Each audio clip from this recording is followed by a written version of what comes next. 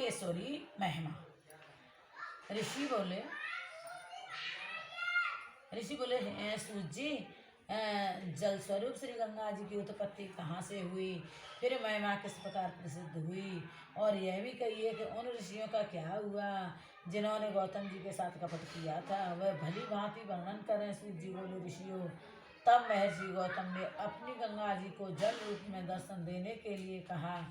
तब गौतम ने अपने गंगा जी को जल रूप में दर्शन देने के लिए कहा। तब ब्रह्मगिरि पर पड़े गूलर वृक्ष की शाखा से निकलकर जब रूप में गंगा जी बहने लगी, जल रूप में गंगा जी बहने लगी, इस प्रकार दर्शन करके महर्षि ने शिष्यों के साथ स्नान किया। इसके बाद गौतम जी के साथ शत्रुता करने वाले भी स्नान के लिए आए, किंतु उस समय श्री गंगा जी लुप्त हो गई। तब तो गौतम जी चकित होकर प्रार्थना करने लगे, मातेश्वरी आप कृपा करें, चाहे स्नानार्थी अहंकार परायण होकर सज्जन रहे अथवा दुर्जन, आप तो मेरी तपस्या के प्रभाव से लोगों को भी दर्शन दें।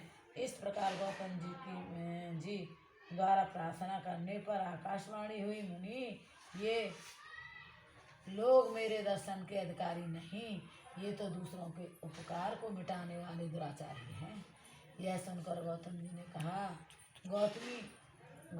ने कहा, देवी कल्याणी, महात्मा जन तो दुर्जन, सुजन और दुर्जन दोनों पर कृपा किया करते हैं। सही बात।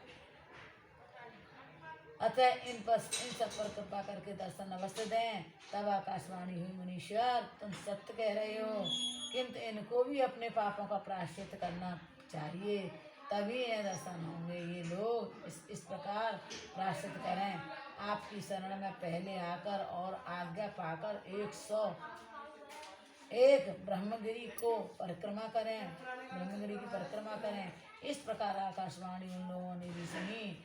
तब इष्ट झट श्री गौतम जी की शरण में आए और अपने अपराधों के लिए क्षमा मांगने लगे। तब महर्षि की आज्ञा से उन्होंने ब्रह्मगिरि की परिक्रमाएं की। तब कहीं गंगा जी के उनको दर्शन दिए। उस स्थान का नाम तभी से कुशावर्त प्रसिद्ध हुआ। यह सुनकर ऋषियों ने पूछा कि हे सूत जी, हमने तो सुना था कि गौतम जी ने उन मुनियों को श्राप दिया था।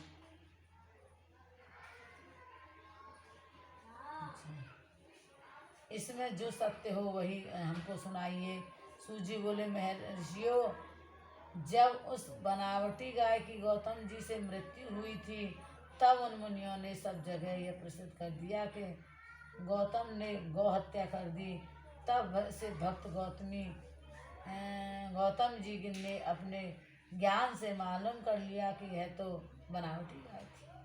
उन्हें क्रोध उत्पन्न हुआ, उससे वे शाप देने लगे और बोले, अरे दुष्ट नीच ब्राह्मणों, इस प्रकार तुम लोगों ने मुझसे कपट किया है, इसीलिए तुम्हें शाप देता हूँ कि तुम विद्या से रहित शिव भक्तिहीन अधर्म परायण हो जाओ।